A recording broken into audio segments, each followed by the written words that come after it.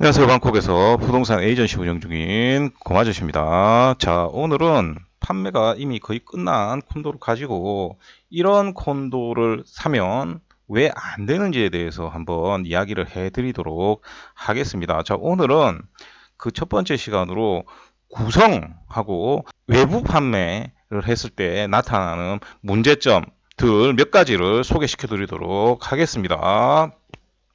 자, 우선 여러분들 요 플로우 플랜을 잘 봐주십시오. 요거는 XT 에까마이 플로우 플랜입니다. 지금 요렇게 구성이 되어 있습니다. 요 구성이 되어 있는 면적을 잘 봐주시길 부탁드리겠습니다. 요거 스퀘어 미터는 제곱미터라고 생각하시면 됩니다. 자, 요런 식으로 되어 있습니다. 자, 그 비슷비슷합니다. 이런 식으로 되어 있습니다.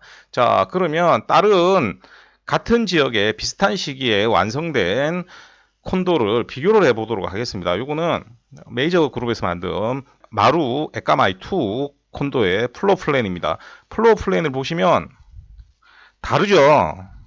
지금 일단 면적 크기가 다르다는 걸 알 수가 있습니다. 그렇죠? 뭐 다른 층도 보겠습니다. 자, 다른 층 보더라도 마찬가지죠. 지금 보시면 마찬가지로 다르다는 걸 알 수가 있습니다. 여기도 보면 29짜리가 있습니다만 29짜리가 전체를 차지하고 있지는 않습니다. 그죠? 그리고 꼭대기층으로 올라갈수록 이렇게 올라가면 29짜리를 찾아보기도 힘들게 만들어져 있습니다. 자, 그런데 다시 한번 이걸 보여드리면 보시면 작은 것들이 다수를 차지하고 있죠.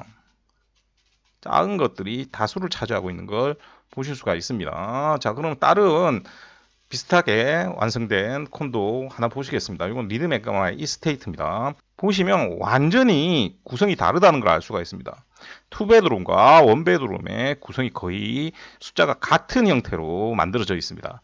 저층으로 내려가도 29짜리 이런 거는 보이지 않는 걸 알 수가 있습니다. 그렇죠? 자, 이게 왜 그러냐면 제가 항상 말씀을 드립니다만 A 지역에 있는 콘도와 B 지역에 있는 콘도가 사는 사람들의 계층이 다를 때는 당연히 면적 구성이 달라져야 됩니다. 한국처럼 대단지 아파트를 지으면 30평대가 있고 40평대가 있고 이렇게 되어 있는 경우가 많습니다. 특별한 경우가 아니면 그렇게 평균적인 평수가 있습니다. 태국 콘도는 그런 게 없습니다. 그렇기 때문에 외곽으로 나가서 소득이 낮은 지역으로 가면 당연히 단위 면적당 가격도 낮아지고 그리고 면적도 좁아집니다. 하지만 단위 면적 가격이 비싼 지역에 가면 당연히 필요 면적도 굉장히 커지게 됩니다.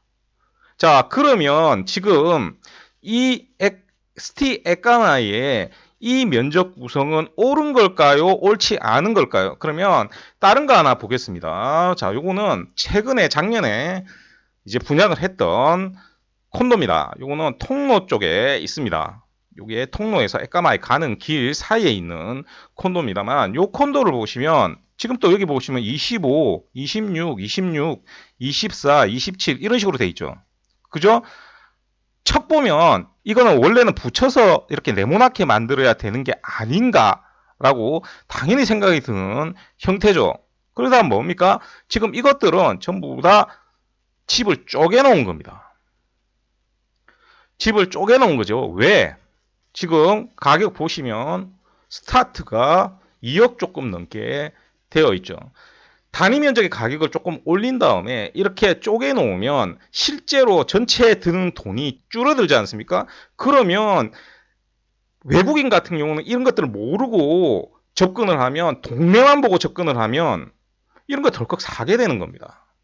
자, 그러면 바로 옆에 있는 콘도를 하나 보겠습니다. 뭐 이 콘도가 잘된 콘도라고 보기는 힘듭니다만 여기 보시면 면적 구성은 잘못된 게 하나도 없습니다. 지금 보시면 면적 구성이 전혀 잘못된 게 없죠. 올라가 볼까요? 면적 구성 무지 크죠. 지금 보시면 이런 식으로 되어 있어야 마땅함에도 불구하고 이런 식으로 되어 있으면 차이가 어마어마하게 차이가 많이 난다는 거 아실 수가 있을 겁니다. 그리고 콘도는 가격만은 가치가 없지만 그래도 지금 보시면 이 콘도도 보시면 면적 구성이 앞에 이거와는 확연히 차이 난다는 걸 여러분들 보실 수 있을 겁니다. 이것과 이것은 정상이고요. 이것은 비정상인 겁니다.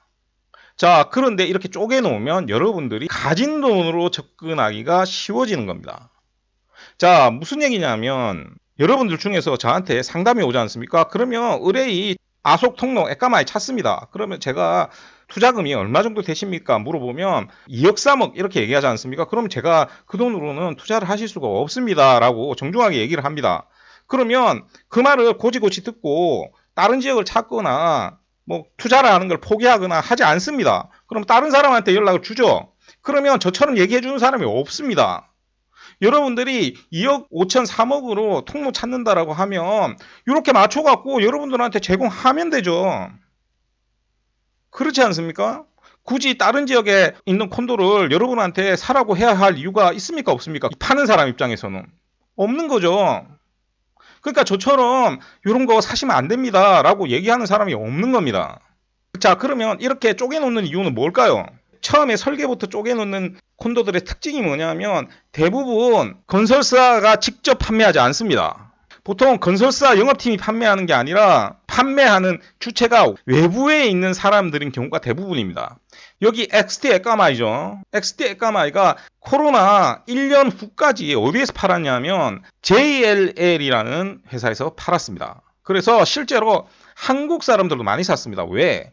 한국에서도 팔았거든요. 이게 당시 모델하우스입니다만 모델하우스에 가면 한국어로 적어놨었습니다. 그래서 실제로 요거 팔아달라고 연락 온 사람이 한국에 사시는 분들 뿐만이 아니라 중국에 사시는 한국 분들도 꽤 있었습니다. 자, 그래서 제가 콘도를 선정을 해서 여러분들한테 드리는데 만약에 이 지역에서 여러분들이 가진 돈으로 투자를 할 수 없다라고 생각하면 제가 여러분들한테 판매를 하지 않는 겁니다. 자, 이렇게 구성이 되어 있을 때 진짜 결정적인 문제는 뭐냐 하면 이걸 모르고 하지 않습니까? 그러면 이 지역 내에서 맞지 않는 면적이지 않습니까? 그러면 이게 팔리겠습니까? 안 팔리겠습니까? 그리고 임대도 잘 안 나갑니다. 왜 1년짜리 이상 임대를 놓으려고 하면 이렇게 좁은 면적에서는 이 지역에서는 나가질 않아요. 잘. 자, 그런데 여기에서 더 큰 문제가 있습니다. 자, 요거는 제가 어느 콘도라고 말씀드릴 수는 없습니다만 지금 보시면 37층에 똑같은 형태의 면적의 가격입니다. 38층에 보면 18밀리언 바트인데 더 가격이 싸죠. 지금 38층인데 가격이 더 쌉니다. 스퀘어미터당 6,000바 정도가 더 쌉니다. 자, 왜 높은 층 가격이 낮은 층 가격보다 쌀까요? 왜냐하면 얘네들이 외부에 있는 회사에서 콘도를 팔았던 겁니다. 똑같이 앞에 얘기했던 것처럼. 그런데 문제가 뭐가 있습니까? 외국인 쿼터와 태국인 쿼터가 있죠. 근데 보통 태국인 쿼터는 외부 회사에서 팔지를 않습니다. 자, 그러면 외부 회사에서 팔지를 않는 태국인 쿼터와 외국인 쿼터를 분리해서 팔아야 되겠죠. 왜? 판매 주체가 다르니까.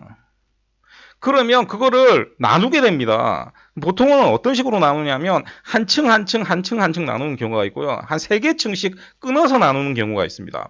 그럼 예를 들면 이런 거죠.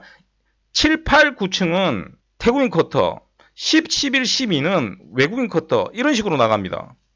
그러다 보니까 무슨 문제가 생기냐, 이게 결국은 나중에 계약 관계가 끝나서 그 외부에 있는 판매 기관이 나가버리게 되면 이걸 전부 다시 건설사 영업팀이 팔게 되는 경우가 있습니다.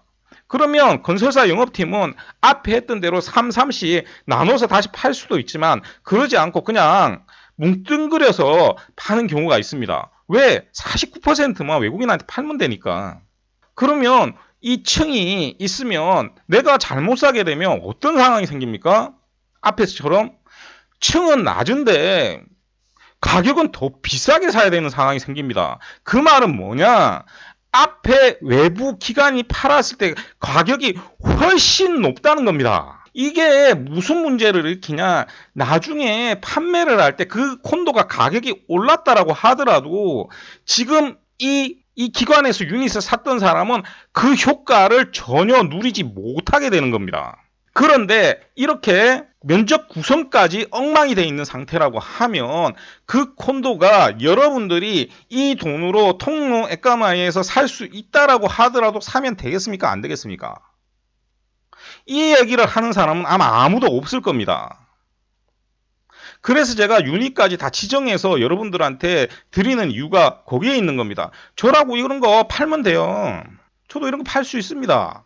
근데 왜 안 팔겠습니까? 그런데 제가 안 판다고 해서 여러분들이 안 삽니까?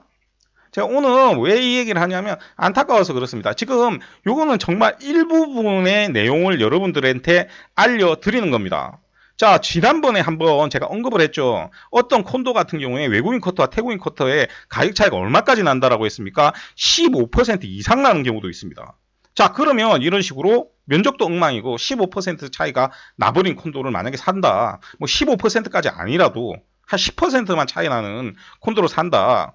그러면 이후에 벌어질 손해에 대해서 여러분들은 생각을 안 하는 겁니다. 그래서 제발 여러분들 아속, 프롬퐁, 통로, 에까마이만 보고 콘도를 찾으시면 안 됩니다. 그런데 마치 거기에 사야만 되는 것처럼 로요제가 걸려 있어요. 태국 사람한테 물어보면 아무도 그렇게 생각 안 가져요. 그러니까 여러분들이 항상 제가 3억 가지고 통로에 콘도 택도 없다라고 제가 얘기를 하면 그 비공받고 있는 겁니다. 그런데 그 돈 가지고 살려고 하면 이런 콘도들밖에 살 수 없는 거예요. 그래서 오늘 이 부분에 대해서 얘기를 해 드렸습니다. 다음에 또 시간이 되면 이런 식으로 콘도를 접근하면 망한다. 이 부분 이야기해 드리도록 하겠습니다. 지금 이것도 알려드리면 뭐라고 하냐면 요거하고 요거 빼고 요거는 괜찮은가 보다. 아닙니다. 지금 제가 알려드린 콘도 중에서도 사도 되는 콘도는 몇 개 없습니다. 그리고 그 안에서도 면적을 지정하고 그리고 유닛을 지정해서 사야 됩니다. 자, 그리고 가격에 대한 내용은 엄청나게 복잡합니다. 왜? 1호부터 100호까지 가격이 다 다르니까요. 그래서 앞으로 시간이 되면 이런 점들 제가 공개를 할 수 있는 부분에 대해서만 이야기를 해 드리도록 하겠습니다. 자, 오늘도 들어주셔서 대단히 감사드리고 이상 저는 방콕에서 고마주셨습니다.